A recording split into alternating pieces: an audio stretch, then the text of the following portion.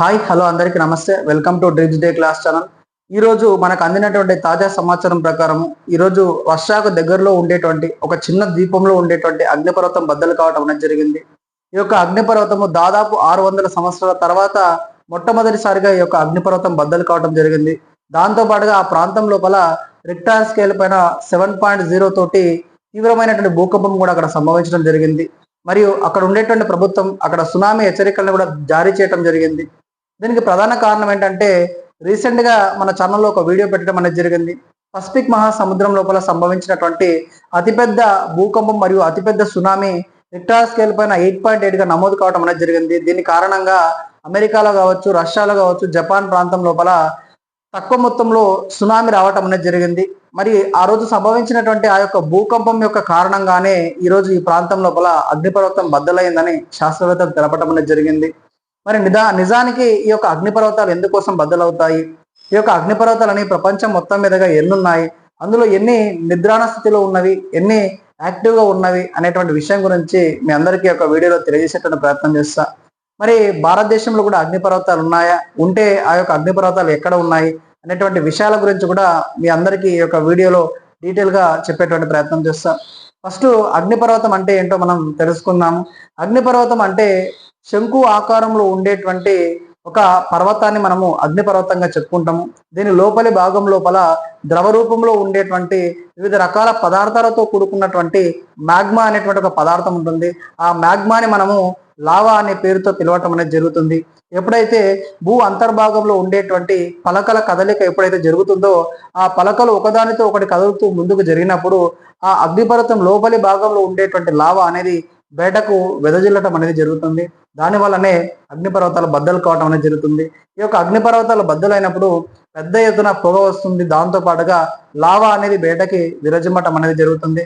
దీనిలో మన పర్యావరణాన్ని కలుషితం చేసేటువంటి అనేక రకాలైనటువంటి కలుషితమైనటువంటి వాయువులు కూడా చుట్టుపక్కల ఉండేటువంటి వాతావరణంలో కలుస్తుంది.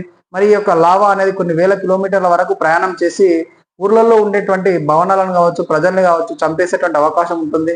ఎందుకోసం అంటే లావా అనేది అగ్నిపూరితమైనటువంటి ఒక పదార్థం కాబట్టి ఇది అడవులను కావచ్చు, మనుషులను కావచ్చు నాశనం చేసేటువంటి అవకాశం ఉంటుంది. మరి ప్రపంచవ్యాప్తంగా అతిపెద్ద అగ్నిపర్వతం ఏంటంటే స్ట్రాంబోలి అగ్నిపర్వతంగా మనం చెప్పుకోవచ్చు. దీన్నే మధ్యధర సముద్రపు దీప స్తంభంగా కూడా దీన్ని మనం చెప్పుకుంటాము. ఇప్పటికి కూడా ప్రపంచంలో అతిపెద్ద అగ్నిపర్వతంగా మనం దీన్ని చెప్పుకోవటం అనేది జరుగుతుంది.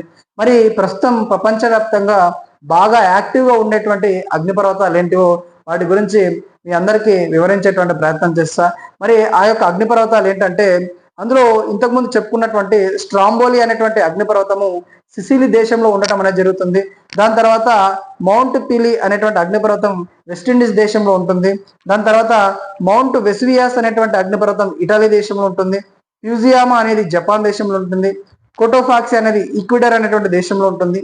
మయాన్ అనేది ఫిలిప్పైన్స్ దేశంలో ఉంటుంది. బారెన్ నార్కోండ్ అనేటువంటి అగ్నిపర్వతాలు మన భారతదేశంలో ఉండడం అనేది జరుగుతుంది. ఈ యొక్క బారెన్ నార్కోండ్ అనేటువంటి అగ్నిపర్వతాలు భారతదేశం లోపల ప్రస్తుతం ఉన్నటువంటి అండమాన్ నికోబార్ దీవులకు దగ్గర లోపలనే ఈ యొక్క అగ్నిపర్వతాలు ఉండటం అనేది జరిగింది. 2006 సంవత్సరం లోపల భారతదేశంలో సునామీ వచ్చినప్పుడు, హిందూ మహాసముద్రంలో సునామీ వచ్చినప్పుడు ఈ యొక్క అగ్నిపర్వతం యాక్టివేట్ కావడం అనేది జరిగింది. దాని తర్వాత మళ్ళీ ఎప్పుడు కూడా ఈ యొక్క అగ్నిపర్వతం బద్దలు కావడం అనేది జరగలేదు. సో ప్రపంచవ్యాప్తంగా మనం ఇప్పుడు చెప్పుకున్నటువంటి అగ్నిపర్వతాలు మాత్రమే యాక్టివ్లో ఉండటం అనేది జరిగింది.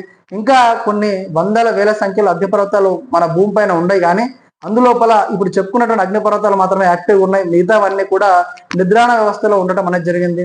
దాదాపు ప్రపంచవ్యాప్తంగా ఉండేటువంటి అగ్నిపర్వతాలలో 2/3 వంతు అగ్నిపర్వతాలు పసిఫిక్ మహాసముద్రము దాని చుట్టుపక్కల ఉండేటువంటి దేశాల సరిహద్దుల లోపలనే ఉండటం అనేది జరిగింది.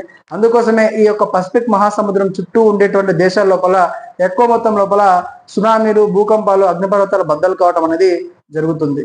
మరి మన అదృష్టం ఏంటంటే మనం పసిఫిక్ మహాసముద్రం ఈ యొక్క వలయానికి దూరంగా ఉంటున్నాం కాబట్టి ప్రధానంగా మన దేశం లోపల అగ్నిపర్వతాలు బద్దలు కావడం కావచ్చు, సునామీలు సంభవించడం, భూకంపాలు సంభవించడం అనేది చాలా తక్కువ సంఖ్యలో జరుగుతుంది. కాబట్టి ప్రస్తుతం చాలా దేశాల లోపల ఈ యొక్క అగ్నిపర్వతాలు బద్దలు కావడం కావచ్చు, భూకంపాలు, సునామీలు సంభవించడానికి కారణము ప్రకృతిలో జరుగుతున్నటువంటి మార్పుల కారణంగానే ఇవన్నీ జరుగుతున్నాయి. ఈ యొక్క మార్పుల కారణం కూడా మనిషే కాబట్టి మనిషి తాను చేస్తున్నటువంటి విపరీత ధోరణుల వలనే ప్రకృతి లోపల ఇలాంటి విపత్తులను మనం చూడాల్సి వస్తుంది. కాబట్టి మనిషి వీలైనంత వరకు తాను చేస్తున్నటువంటి ప్రకృతి విపత్తులను తగ్గించుకుంటే ఇలాంటి విపత్తుల నుంచి మనిషి బయటపడేటువంటి అవకాశం ఉంటుంది అన్న ఉద్దేశంతో ఈ యొక్క వీడియో చేయడం అనేది జరిగింది. సో లేటెస్ట్ గా ఇంకా ఏవైనా మనకు ఈ యొక్క ప్రపంచవ్యాప్తంగా జరిగేటువంటి ఏవైనా ముఖ్యమైనటువంటి అంశాలు, ఇలాంటి అంశాలు మీరు తెలుసుకోవాలనుకుంటే మన యొక్క ఛానల్ని సబ్స్క్రైబ్ చేసుకోండి. ఖచ్చితంగా మంచి కంటెంట్ తోటి మంచి మంచి వీడియోస్ మీ అందరికీ అందించేటువంటి ప్రయత్నం చేస్తా. ఈ యొక్క వీడియో మీ అందరికీ నచ్చినట్టయితే వీడియో కింద లైక్ చేసేటువంటి ప్రయత్నం చేయండి. మీరందరూ నాకు ఇచ్చేటువంటి ఒక గొప్ప బహుమతి ఏదైనా ఉందా అంటే వీడియోకి చేసేటువంటి లైక్ గానే నేను భావిస్తా. వీడియోకి సంబంధించి మీరు ఏదైనా మాట్లాడాలనుకుంటే కింద కామెంట్ రూపంలో తెలియజేస్తారని ఆశిస్తున్నాను. మరొక మంచి వీడియోతో మీ ముందుకు వచ్చేటువంటి ప్రయత్నం చేస్తాను. సదా మీ సేవలో. Thank you everyone.